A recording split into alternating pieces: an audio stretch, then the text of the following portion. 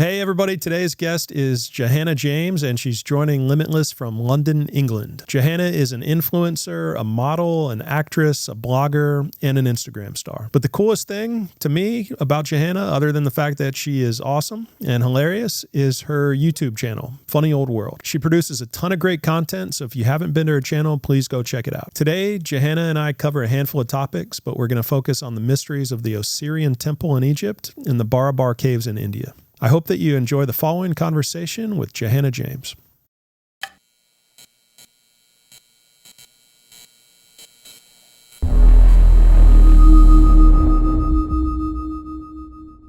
What makes you interested in the mysteries in our ancient past and our history? What fascinates you about it? I've always had a really overactive imagination, and I think it gets set on fire when I realized that history wasn't entirely linear. That's not the right word, but like the fact that there are so many just gaping open holes Right. in our historical timeline, and the fact that the timeline keeps changing continuously and getting stretched out. Humans keep getting older. When I realized how historians and archaeologists actually dates, a lot of it is guesswork, and Totally. I didn't Totally. I didn't I didn't realize just how much of it was just sort of quite malleable. And so then that really set my imagination on fire, and I was like, whoa, like what if got it all wrong, or we got parts of it wrong, or there's like a whole other story. What if we're only like looking at it with very sort of blinkered eyes? A lot of our history, we look at it through the lens of like the 1800s historians who were first rediscovering things like the pyramids, and we look at them through their eyes and sort of what they thought that they could see. And I like to go around and see these sites and just, what do I see, what makes sense to me. So it's, yeah, I think it's great. I love having an open mind about it, Yep. and following the science as well. If you can follow the science and still find massive mysteries and massive holes, it's not Right. all you don't have to have a full-on tinfoil hat on to. What if it's a lot more interesting than we think that it is, or that the mainstream story today tells us that it is? Yeah, I mean, yeah, and it's like you said, it's constantly being proven wrong and constantly changing and constantly getting updated. And if we had open minds and we discuss these things and had the ability to make change, we could advance a lot faster, our knowledge and our understanding a lot faster. So love the open-mindedness and of the first bunch of guests that I've had on the show. It's been so much fun to kind of explore, a lot of these ancient mysteries and ancient history and really cool sites all over the world. So that'll be fun. That'll be fun to get into some of that stuff with you today. When you see these sites like with your own eyes. And I also want to preface that I'm not like a super I wish I was, but I'm not like a super receptive, spiritual, sensitive person. So when people talk about like kind of having sort of feelings around sites or whatnot, I don't, that's not something I wish could be like that, but I'm not. I just tend to look at stuff like, But I do have to say, going and visiting some of these ancient sites, sometimes you do feel stuff. Definitely feel when something is like darker or lighter, or something's like giving you energy, specifically like Giza pyramids or Osirian. You get like this sort of I don't know, like buzzy energy, and it actually makes a lot of sense when you look into places like Avebury and Stonehenge, because it's not in your mind. There is actual they're all energy centers, and they Yep. were put there for a reason by the ancients, and they were tapping into stuff. And so yeah, it's not all spiritual woo woo. Like there's some science behind why your brain literally reacts a certain way in certain Absolutely. areas. Yep. Yep. um Yeah, and different people are more receptive to it than others for sure. Yeah, totally. Yeah, okay.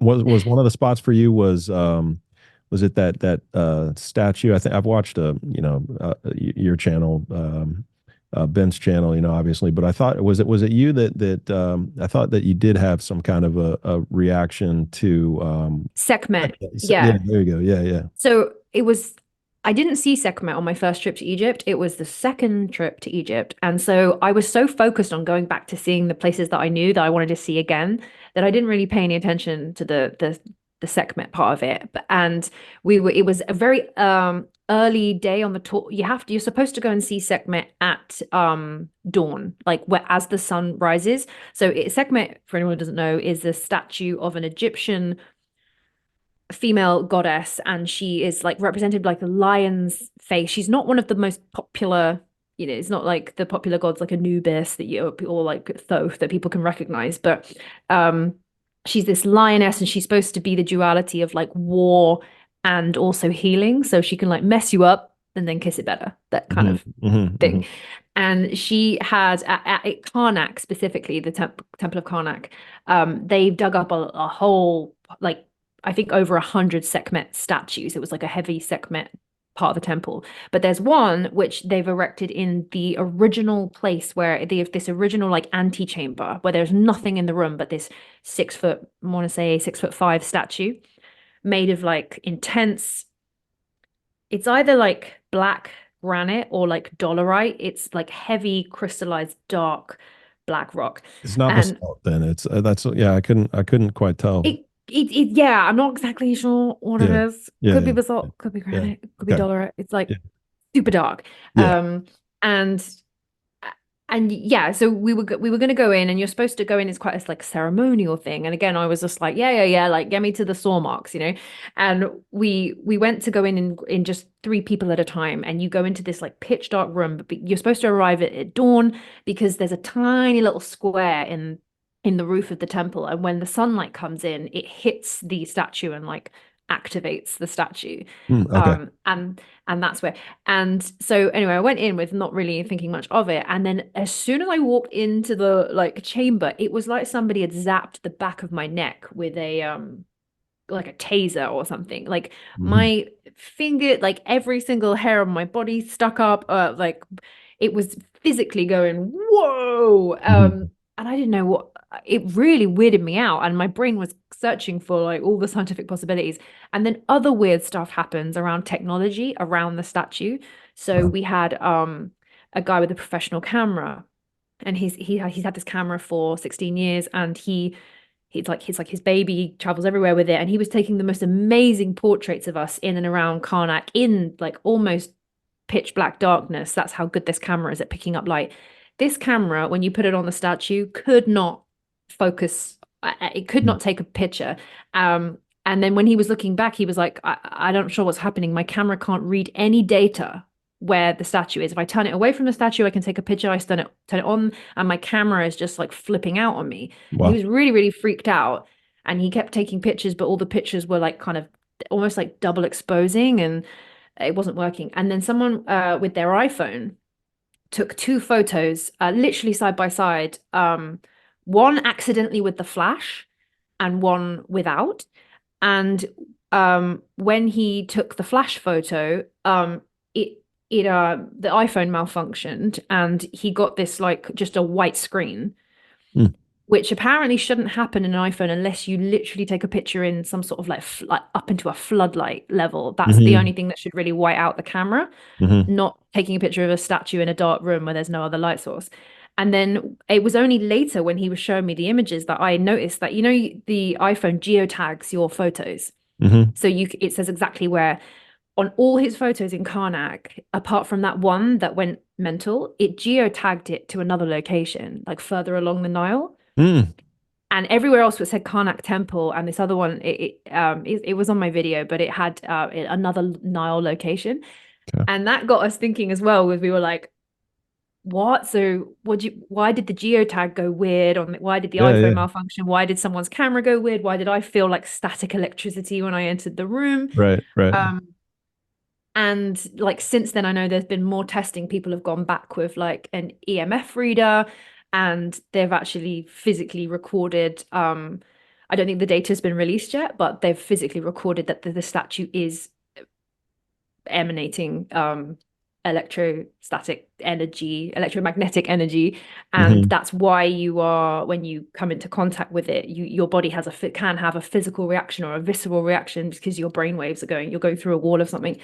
And it made me understand for the first time, because I've gone around Egypt and I've looked at these statues and I've gone like, why would you ever worship a statue? Like it's a big hunk of, Hmm. impressive, Hmm. beautiful, but like, why would you worship it? And then I suddenly, for a minute, even if that was just like a slither of what these ancient sites could actually activate stone in a way that could somehow hold electromagnetic energy or any other kind of energy, I understood why people would go and worship a statue or want to be in Hmm. the presence of a statue, because you physically get a buzz from it. or the high or whatever. And I was like, okay, I get it now. A little bit of what might have been happening. And you're not crazy. We had a doctor there who was explaining it about how it could affect your like your body and your brain. And I was like, okay, good, because I'm Okay.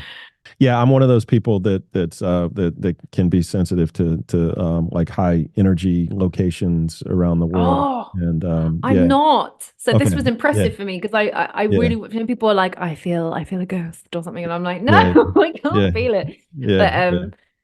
Yeah, it's yes, interesting. It's Sekhmet I did a lot, okay. really I need to get there then because that would be cool to check out. So, yeah, there's different places, interesting. but that's a different probably a different episode for Yeah. to try to cover in Limitless. There's a lot there, but want to get right into We're moving to Egypt. So, the Temple of Osiris is a Middle Kingdom temple, fully, unquestionably the Middle Kingdom, because you can tell with the styles of temples in Egypt, like when they were built. Um, Rule of thumb is in Egypt, the bigger, more megalithic the stones, the older it is. yep. For some reason, at the beginning of the Egyptian civilization, they built with like more impressively bigger, like mind-blowingly, how the hell did they even move that stuff? And then they stopped building in that way. And so like the more like megalithic, massive, sort of more simplified minimalism. Like the aesthetic is very minimalism. And they tend to go more and more ornate with tinier blocks, still like equally just as beautiful, but construction wise not there's no mystery there. It's there's not like how the hell did they do it? It's like painstakingly slow, but they did do it. There's no like magic. What? So the temple that's above the of Temple of Osiris was I think it was Ramses. I mean Ramses II has got his name on everything in Egypt. Everyone's like, oh, Ramses II did everything. But it's definitely a Middle Kingdom temple. And it's unusual because this is literally right out the back.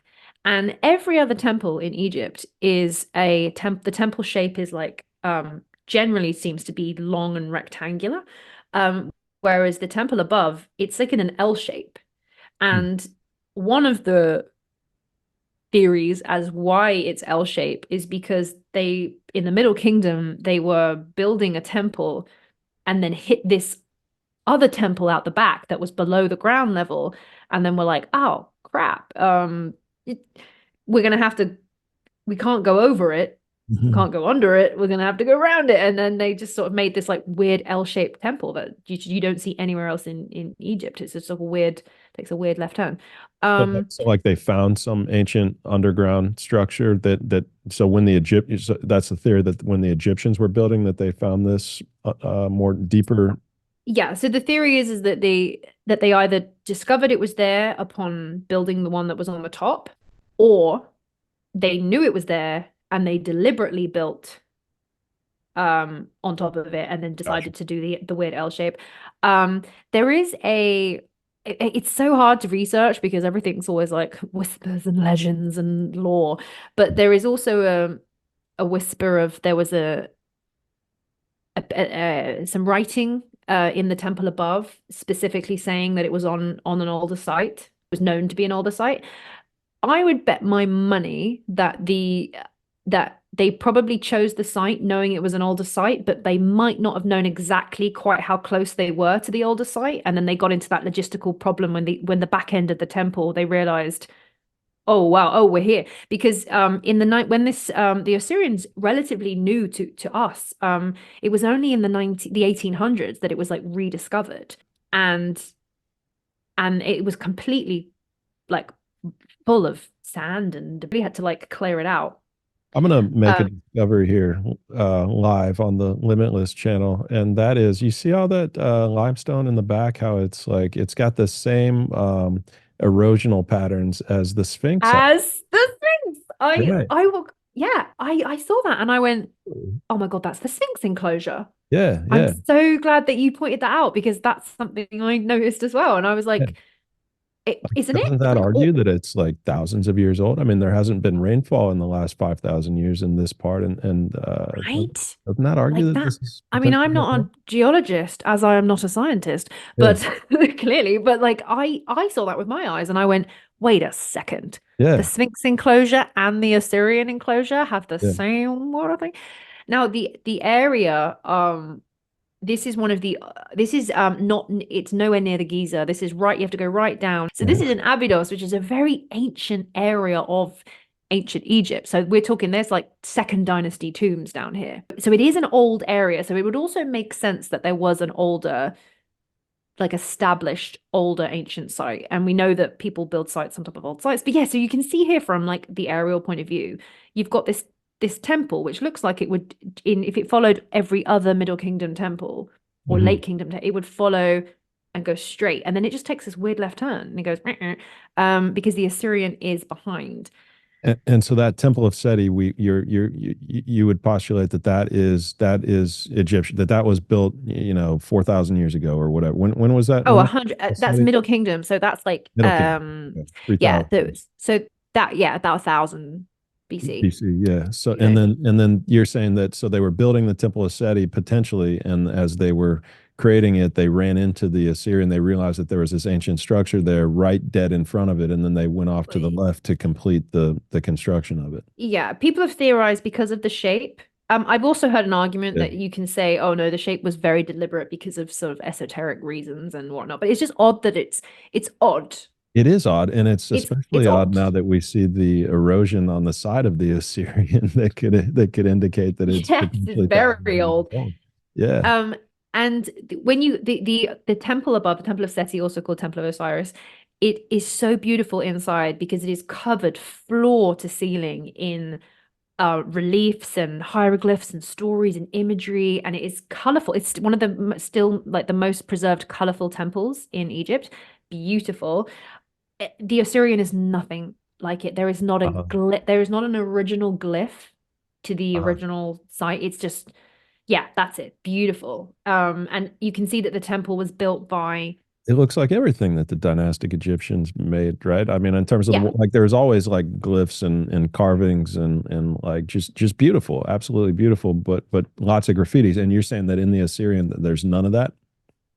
no. So the Assyrian, if you like flip back, there are these huge granite, red granite pillars, and they are, I mean, looks they are absolutely massive. Like I stood next to one, and I'm quite tall. I'm quite a tall girl. I'm like 5'9", but with like my heels on. I was like nearly 6 foot, and they were just shoo, and they are one piece of they I think they're probably like 70 ton. Wow.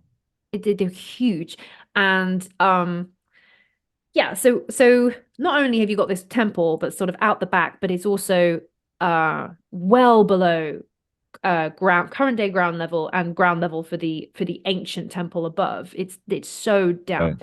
I Right. didn't realize just how deep the Assyrian actually goes.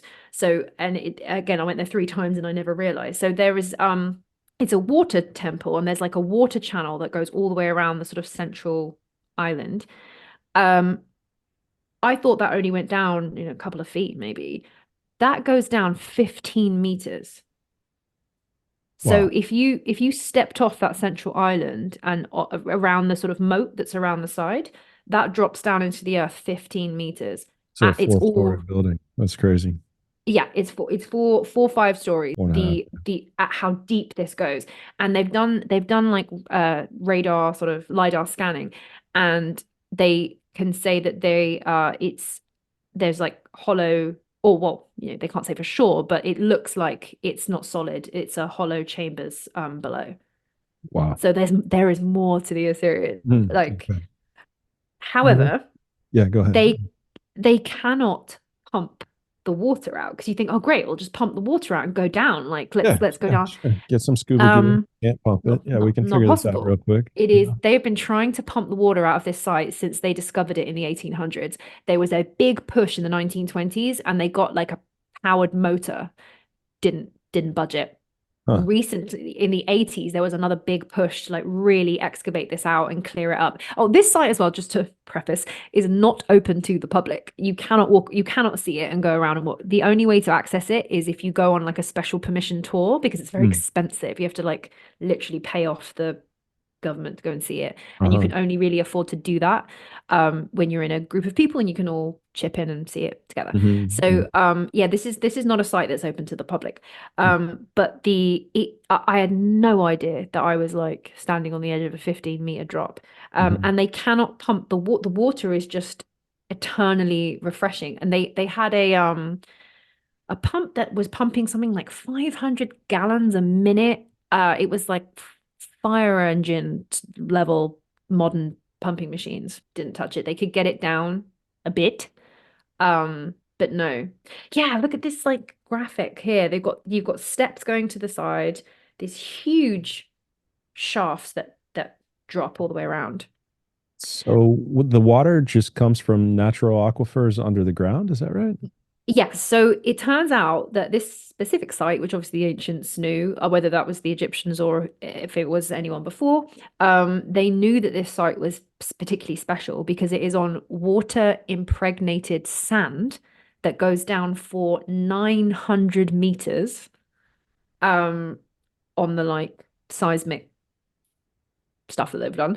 And therefore, and also the water that comes up in this particular temple is not Nile water. And they've confirmed that they've gone back again last July and they've been reassessing all of the wells in the area. They've been analyzing the Osireion water and the Nile water, and it is categorically not Nile water, and it is not local well water. It is a very specific individual aquifer that they were building on and into.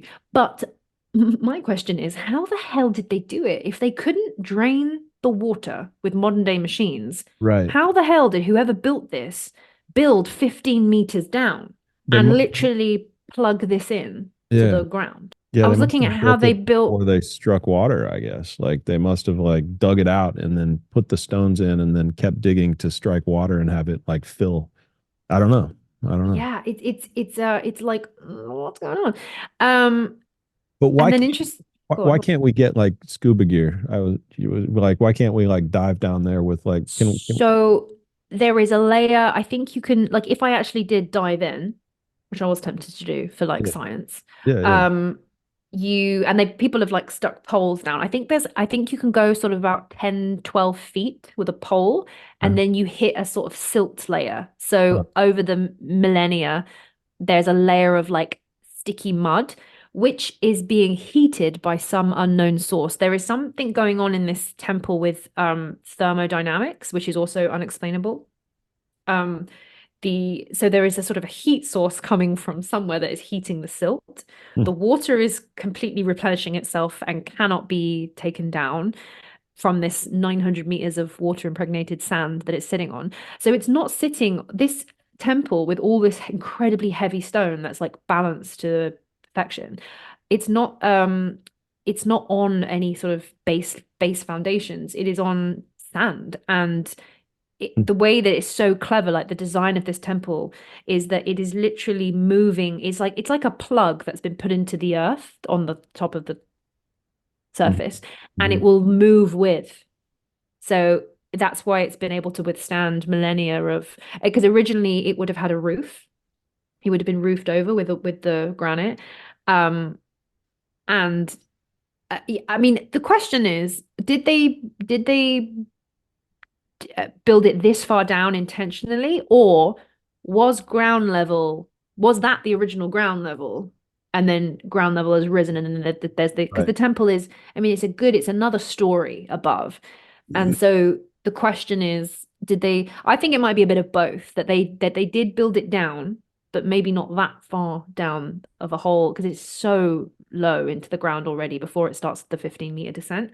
Um, but either way, it's like it's one of the most head scratching, puzzling feats of architecture and building, and nobody really knows why or who. And it looks absolutely nothing like the temple that's above it. And Hmm. apparently it was supposed to be, of the same time period. Aesthetically looks totally different.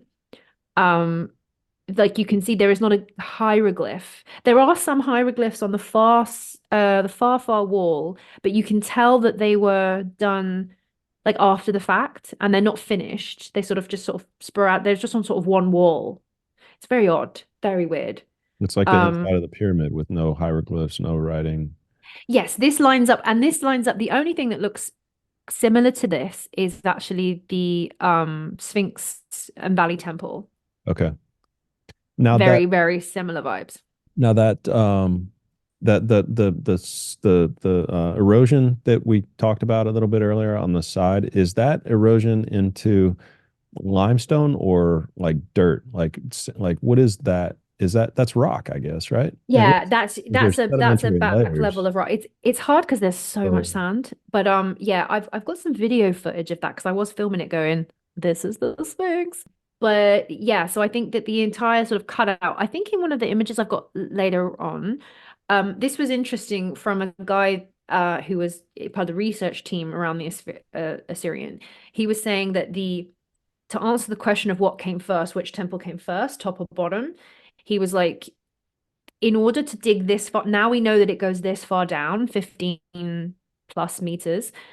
In order to dig that and sort of build that, you would need there's a certain amount area that you would need to for construction. And he was like, that area overlaps the temple above. So 100% this one had to have come first because it'd be impossible to build this one after the fact of the top one. Um, and also, yeah, it's more it's a point to the team that say that the top one was built way later because mhm. the construction site literally goes over half the temple of the Hmm. top. From above, you can see the Assyrian looks quite tiny at the back, but if you look at the next image down, this is the area you would need to dig out that 15 meters, and it imposes the one above. That's the Assyrian at the top.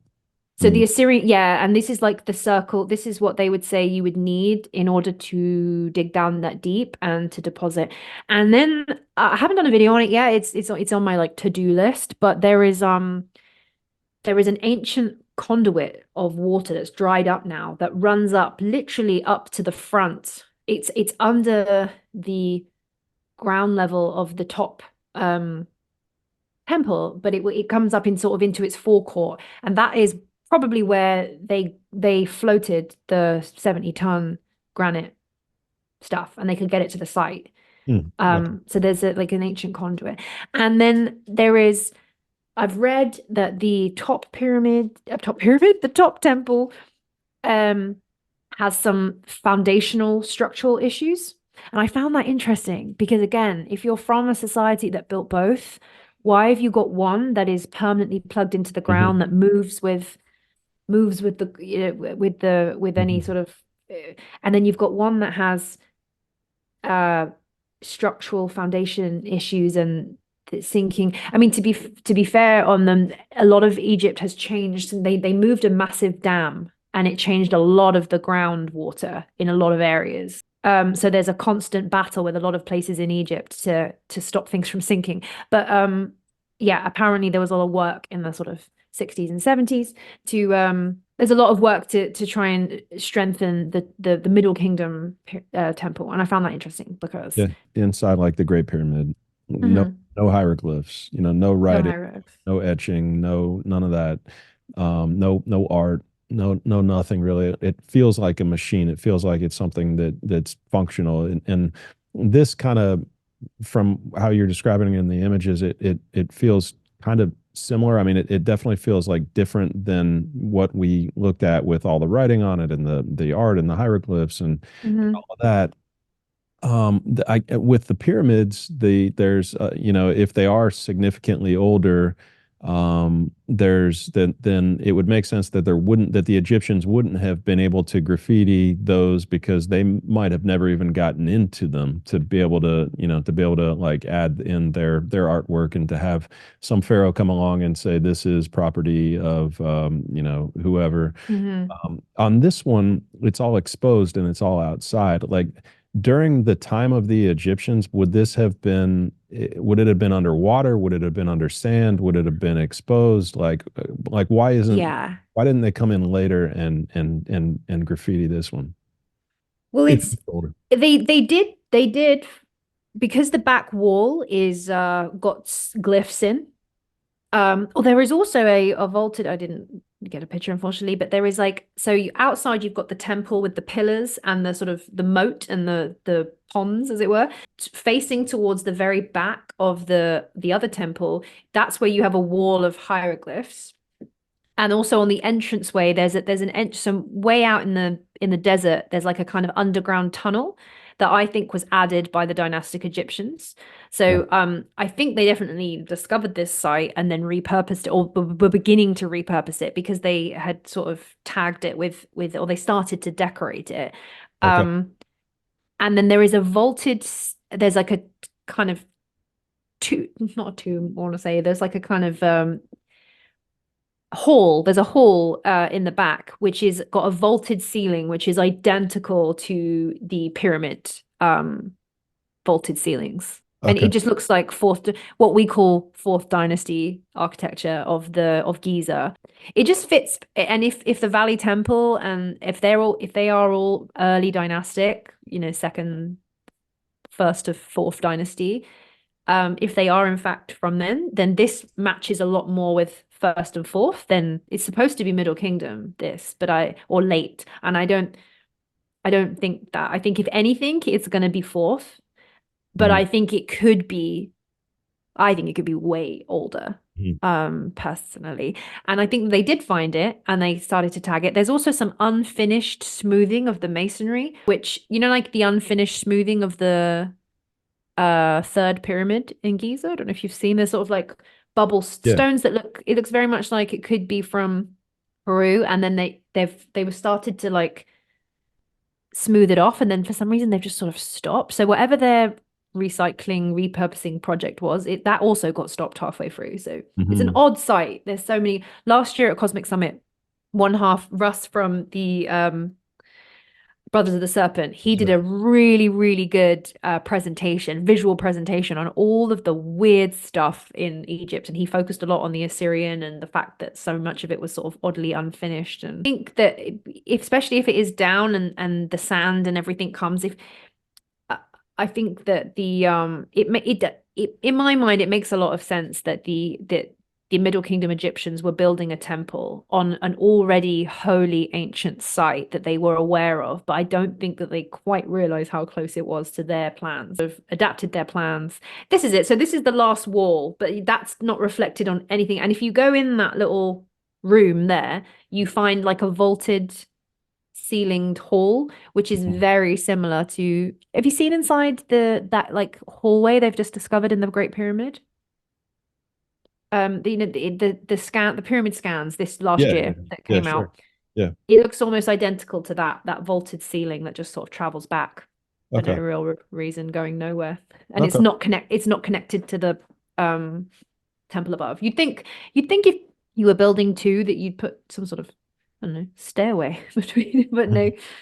Um, so yeah, the Osirian is interesting. And then so there is some weird thermodynamic anomalies happening with the testing of the mud and the silt layer and there's like some heat, something they can't quite work out where this heat's coming from. And also something was happening when they were testing the water. I'm gonna probably butcher my memory of what it was, but essentially it was doing something that defied the laws of thermodynamics. Like heat was passing through a cold body when it shouldn't do.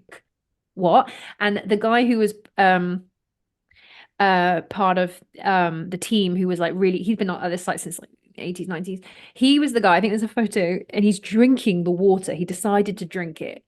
Not that you'd want to drink the Assyrian water. This was them, they were doing their testing, because it's kind of a fluorescent algae green. It does not look, but he decided, they tested it and they turned out it was clean.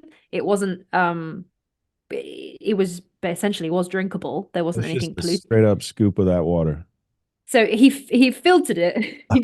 He did filter it, but like it was safe to drink. And he filtered out only in the bugs and whatnot. But anyway, so he did an experiment with himself, and he decided to, like, what happens if this water was obviously very important and to the whoever made this site, because they literally built a freaking temple on top of it. He's like, let me drink a whole bunch of it. He drank gallons of it just as an experiment, and felt great. Did no problems. There was no issues drinking it. And then he went back home and he had an eye test, and he said he went from being a chronic glasses wearer to getting 20/20 vision. And Oh, he was like, I don't know if it's connected, but he goes, it was after drinking gallons of this water. His vision got better. yeah. So that's why again, he's like, I'm a scientist. I don't really know how to explain that. But Yeah. yeah, so maybe Back there's to- something with the water. I can send you a link to Okay. his research. It's the Aceda project. It Yeah. is it's a really good website, and they are following closely. The Aceda project are brilliant because that's where they've gone to a lot of sites in Egypt, and they do a lot of testing, a lot of research, and it's all open source. So yeah, the Aceda project, ISIDA, and again, they're like looking at everything from a scientific point of view, but yet an open mind, and they're just like, let's just look at the data. They're the one that did a lot of the chemical analysis all Mhm. over Giza, and finding that there are chemical properties all over the Giza plateau, iron oxides, there's sulfurs, um there's things that align with well just why is there all these chemical deposits all over the ancient sites? Like there shouldn't be. What's that doing there? And they're on top of the Osireion. Yeah, it's fascinating. Really, really Very cool. crazy, crazy cool My stuff. favorite site. All right, where are we going next? Where are you taking us? What's next on the agenda? All right, let's go to India. All right. From one side to the other. Okay, here we go. So there is a place in a very remote part of India called the Barabar Caves. Not a lot of people know about them because again, we focus so much on all the hot sites like Göbekli Tepe and Mhm. Giza that are, or India doesn't get the same amount. But I think that this possibly might be one of the biggest smoking guns. Weird, what the hell? Like, I think everybody needs to know about the Barabar Caves. There will be a documentary coming out on YouTube. It's been touched on in a previous documentary that I was part of it's called BAM, Builders of the Ancient Mysteries, Mhm. and Mhm. it's a French team of documentary makers, and I offered my services as an actor. I was like, I will voice the English version if you're looking for someone.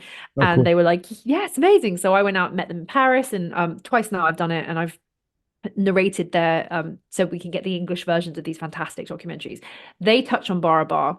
They went out to this site. It's like it's super remote. It's quite difficult to go to. They did invite me to go out myself, but it was so remote that I was like, you guys, you're not selling it to me. The horror stories they said at the first like trek to get there. They were like literally sleeping in like animal shelters and stuff. But Barabar, in these caves, there is a series of 5 caves that have these like of granite that have these amazing constructed chambers, like vaulted ceiling chambers, that have been made to such, and I hate using the word precision because it's such a like hot word, but it's very precisely carved. Yeah. And the history around them is like super vague. Again, they are only dated due to a tiny, tiny little um inscription that's kind of been scratched into one of the caves or one or two of the caves that does not align with the quality and the standard of work of the whole rest of the caves. And the more that you look into them, the more the data that comes out that you realize, okay, this is a phenomenal feat of human engineering. If it's even human, like you do jump to aliens when you go here. So they went in and they scanned with because it's like an open site and no one really cares about it. It's not like you have to get all special permissions in Egypt to access anything. It's like highly, you can't do anything. In here, no one's there. So you can spend all the time you want researching. And they went and they scanned it with they like laser scanned it, did 3D imaging like very accurately. They did a crowdfunder to raise for the equipment to specifically test the sound, because each room, the chamber is tuned to a specific frequency, and they were like, okay, this is not an accident. We need to go back and like rigorously test this.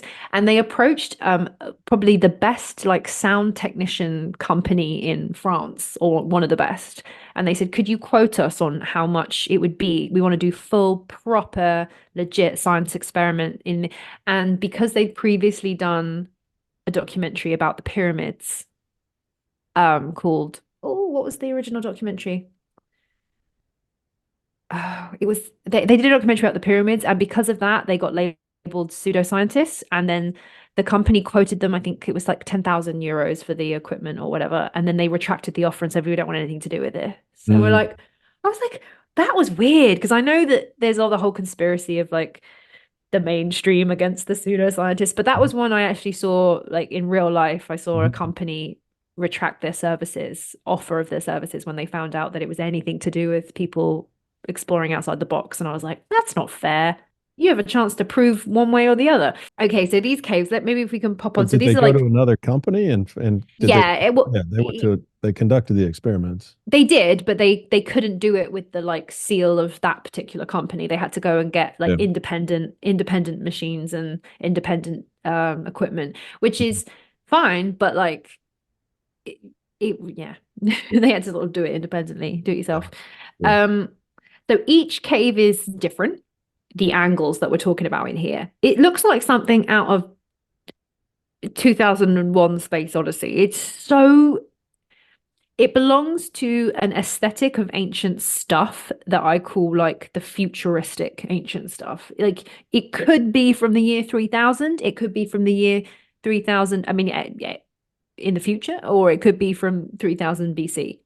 But Um, it's supposed to be about 2,000 years old, you said, is that right? Because of one etching that we found inside one of the four. yes. So Wow. the inscriptions that you can find, I've got a little copy of I've got a photo of the inscriptions coming up.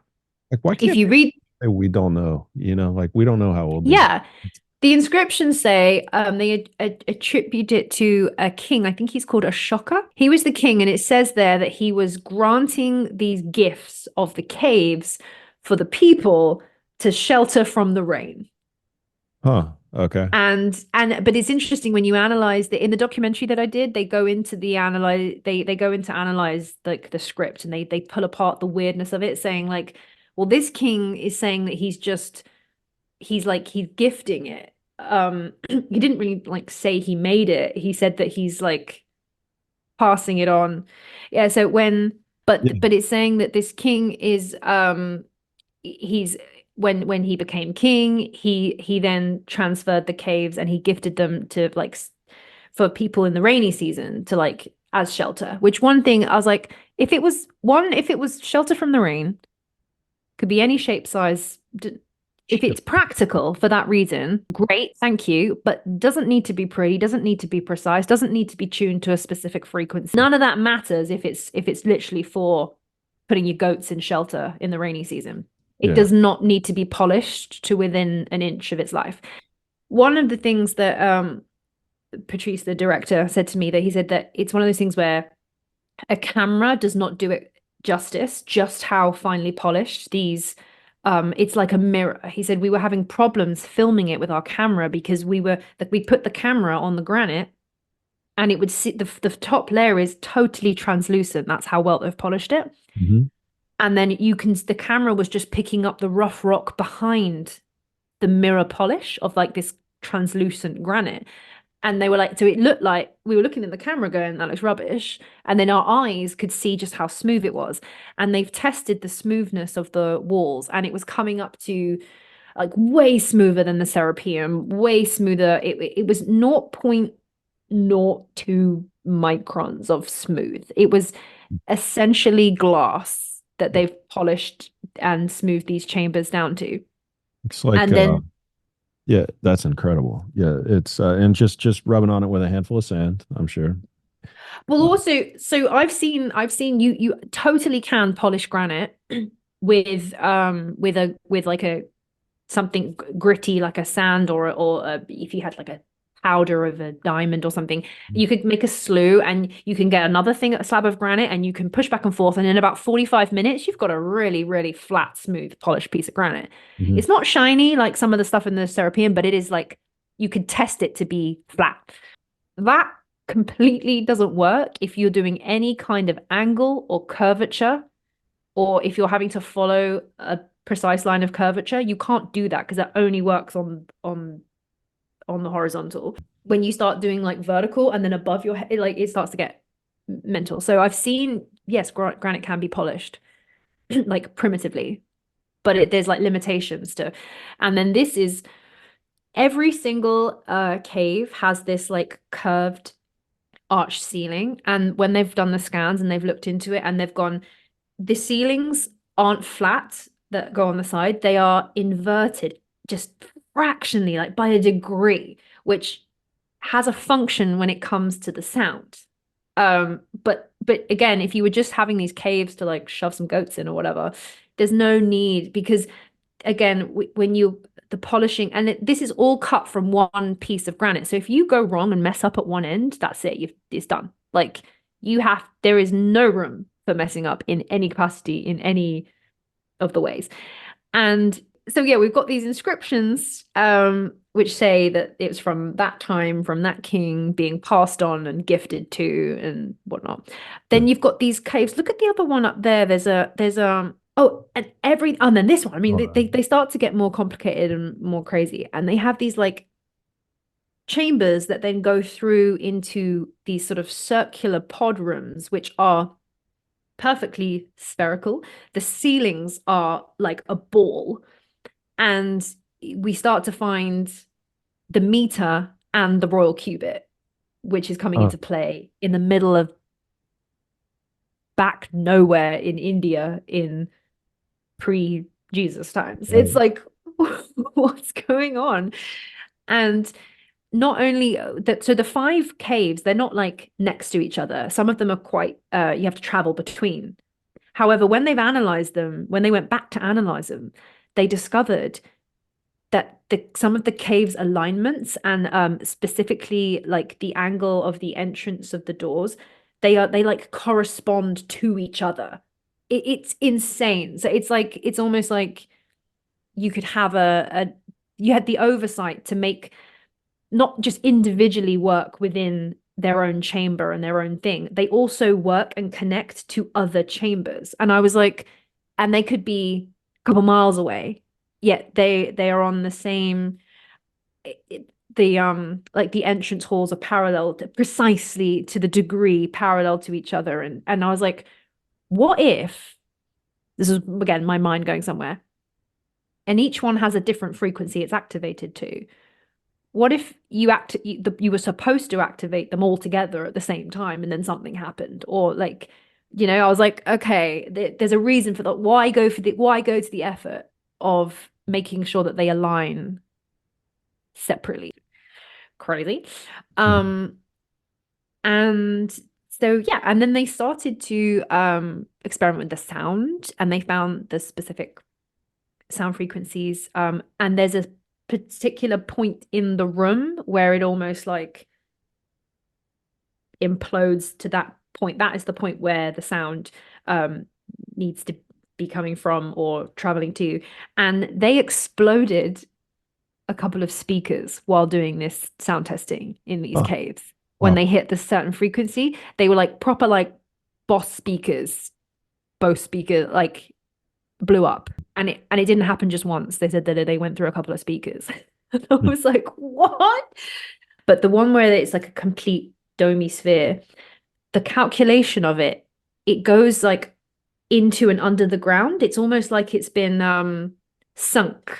So to get that perfect axis that's it's going on, they have to continue the calculations sort of under the ground. It's like a very 3D. Whoever designed this was thinking, it wasn't just thinking about shaping what was physically in front of them. They were actually mapping out some sort of like a CAD machine, sort of designing it. And the so some sort of the angle again, I am not a maths person, but they were like, no, this is another level impressive because to get that exact curvature exactly right, you have to mark it out at least a meter into the ground. Mhm. And so they would have been designing it so they've not just simply curved a nice shiny vaulted ceiling or a curved ceiling from where they're standing. They're actually thinking about it way more dynamic than that, and it goes perfectly into the ground and as well. Um and yeah, I think there's something, this has intrigued me enough to go, Okay. I don't believe for a millisecond it was made at 500 BC by the guys, especially as when you look at the outside of the cave. So I think that's the next picture.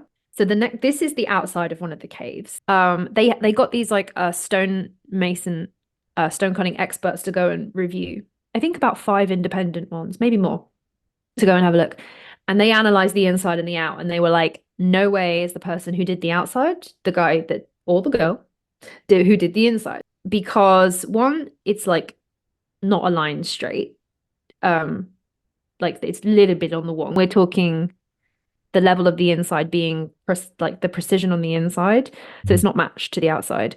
Also, it just completely different style. This style completely matches the 500 BC historical aesthetic for India. Amazing, ornate, like carved. There's imagery. There's like it's all when you think of ancient India, you think of beautiful, swirly. You don't think of big, barren, shiny, polished, metrically perfect Yeah. goat And this is caverns. this is granite, right? Yes, this is one old big. It's called the whale. The type of a mountain, because when you do look from above, it looks like sort of dead whales, but there's these huge slabs of granite that they've Mm. put these caves in. It's crazy. Yeah, a bit like that. Looks like a big old Wow. dead whale. And some of them are up really high. You have to like climb, I think, a good couple of you have to go up quite high to get to them. They're super remote. Um, Hmm. oh yeah. Oh, the names are coming back to me now because I just went all this through the Lomas Rishi, the Karen, yeah, Sudama. Very interesting. And yeah, and the doors, that those sort of like inverted doors as well, which sort of they make me think of like ancient Peru. And we've seen them. Petra. And I'm like, what are you doing in India? Yeah, that's Crazy. crazy. Crazy. Um, I think I want to petition more people. Yeah, look at that big old dead whale. Hmm. Um, I want to petition people to really get into Barabar and because there's something going on there. There's the Hmm. maths that's getting involved there, the sound that's getting involved there, Hmm. blowing up speakers and um oh, I think one of the caves, I'm gonna get this correct. One of the caves has a unfinished ceiling where I think they say that it looks like someone's attempted to try and like finish it. Okay. Um, because they'd done the outside and they were like, yeah, we can continue. And then you can see how they just gone, nope, ah crap, oh no, and like sort of abandoned yes, here we go. Okay. Um this one here. So it was done up to a degree, and then there was sort of an attempt to finish, and then they ruined it, and then it wasn't they never got finished. But again, we can also add this site into that weird, almost unfinished. Maybe that was the rule back then. You just had to leave something unfinished, like ceremoniously or for a reason, Hmm. for good luck. I Going to mean, my to do nation. that into granite is like amazing. I mean, you could see like, okay, limestone, whatever, Yeah. you can figure out a way Um, to chisel that away. But I mean, to carve that level of precision, accuracy into a stone as hard as granite, you need a stone harder than granite. And so yeah. there's not a lot of stones that are harder than granite that are It's out there so that, hard. yeah, And yeah. they've polished it to that real shiny glass, like it is glass. And they also said that so not only are the sides just they're not completely flat, they're ever so slightly caving in. There's something really super technical as well between when they change completely smooth, like from doing a wall that's ever so slightly inverted, and then at the point where they change it into the ceiling, it is like it's just perfection. From so it's like it's skilled doing it sort of one shape, but then halfway through just change. I think you can see it on the next slide. Changing the Wow. angle from the side wall into a cut. Then you're going to change it this way. It's like, and again, this is all supposed to be just hand tools and polishing grits and but like, yeah, it's just unbelievable. And Um, they left that little seat thing there. That's not a sarcophagus, right? That's like a just a No, bench. there's no sarcophagus. So Yeah. it's So they just um kept that in there. They just like dug it. yeah. That's original, right? Is what I'm asking. I think that was original to the yeah. And then what the I hell's don't what's coming through the cracks back there? Is that like something's like seeping through the it's cracks? like it's leaking through. Yeah. Oh, but you can kind of see kind of how shiny it is in Yeah, there. But totally. like Yeah. Yeah. some of the visuals from the documentary are you are like it's a room of glass that when you Hmm. measure it is like what? And yeah, Yes. every single stonemason that's gone in there has just come out scratching their head going, How? I don't know how they did that. Right. The corner That's is super sharp. Like, And yeah, incredible. nothing else in India. Nothing. It's not like, oh, it's similar to us. Like in Egypt, you can go, oh, the Assyrians a bit similar to this, but Sure. nothing is like this in India. It's like Mhm. just, and so you're telling me that some people just decided to randomly make this and then never again. Also, where are the prototypes?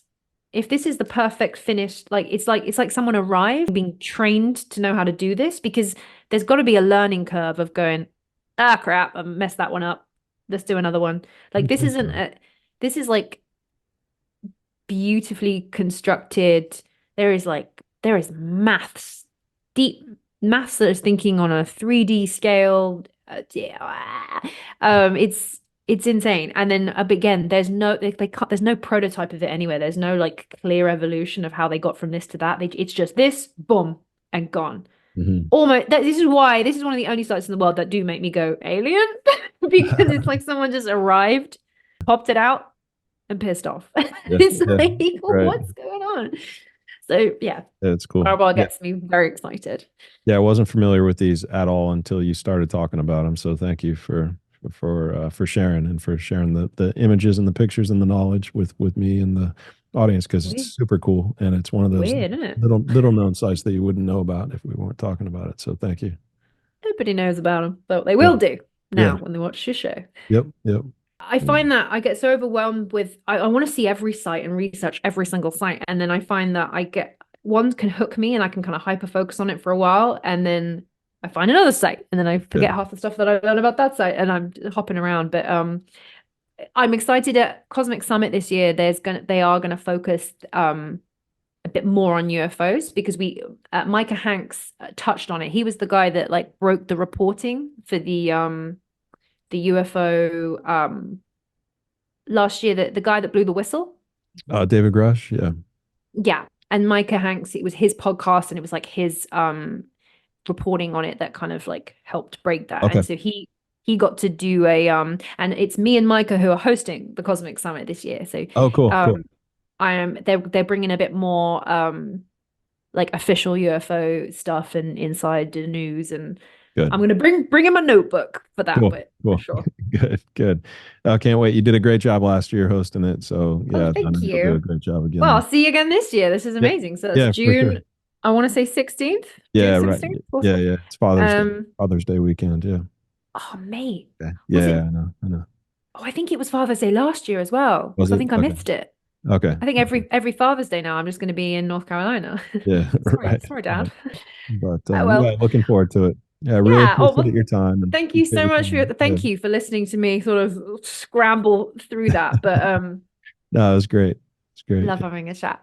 Yeah, And all super the cool. best for your podcast because yeah, I think yeah, you're setting up. It's on the way. Thank you. Thank you. I appreciate it. Yeah, it's all about the guests, and I got a lot of great guests. So, it should, I think it'll, it'll continue to grow. I think people, good feedback so far. I think people are enjoying it. So, thanks to people like you coming on and willingly coming on. It's like amazing. I Oh don't know. yeah. And Yeah. you have a cool neon sign, which always helps. Neon signs help. Absolutely. Yeah. Yeah. Yep. Yep. And I look like I'm in the 18th century London. So Yep. Yep.